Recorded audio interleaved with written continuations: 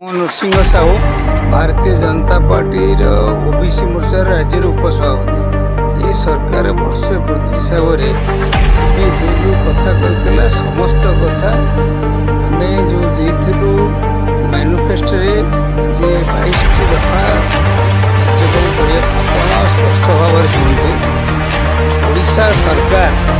लोकों को नियुक्ति देवाई बद्धपरिकर एवं लोकों को नियुक्ति दिज्व से राज्य सरकार को विभिन्न प्रकार एमयू कर कार्यक्रम आरंभ कर ये अतीत जो सरकार एमयू करथिला कौन सी गोटे शिल्प कहतु जोटा कि चलुची आम कम वर्ष भितर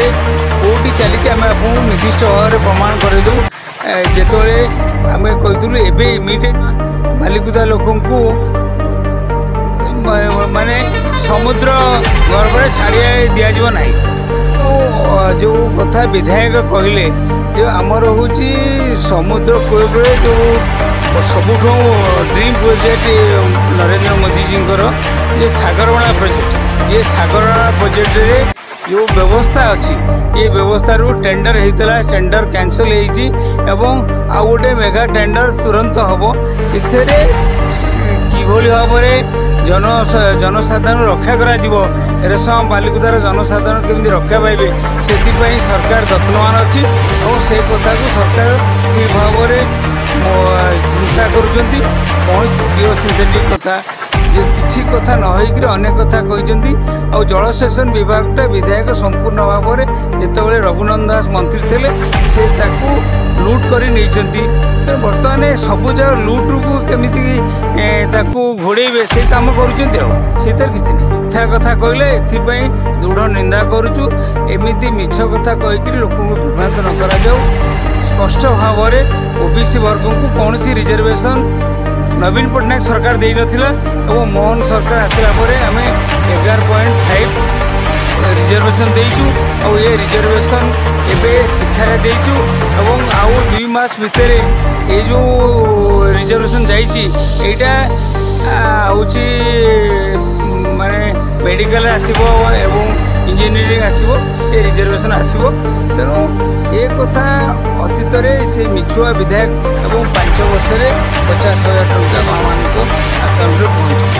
डेबिट माध्यम डायरेक्ट ट्रांसफर द्वितीय कथा है आप सबुठ बड़ दुखर कथा एवेकार ये एरसमा बालिकुदार विधायक से कहते जे ओबीसी वाला को आम पंचायत 40% रिजर्वेशन देचु विधायक मुंड ठीक भाव कम कर हस्पिटाल चिकित्सा करने आवश्यकता रही कारण आप जानते एपर्यंत जो पंचायत निर्वाचन गत थर है ये पंचायत निर्वाचन में कौन सी परिस्थिति रे ओबीसी मान को रिजर्वेशन दि जाता एवं विधायक आम 17टा ठीक ठाक भाव करूँ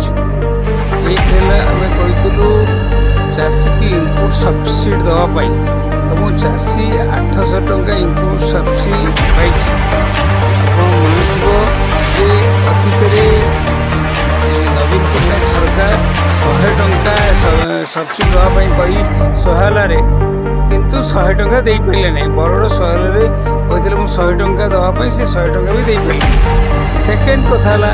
आम कहूँ सुभद्रा योजना रे सबू माँ मान को 5,000 टका लेखा 50,000 टका देवाई प्रति वर्ष।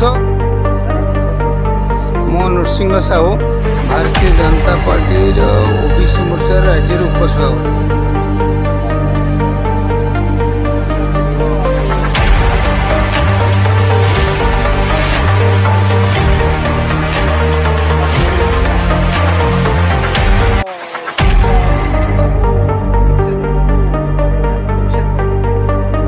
सरकार वर्ष प्रति हिसाब से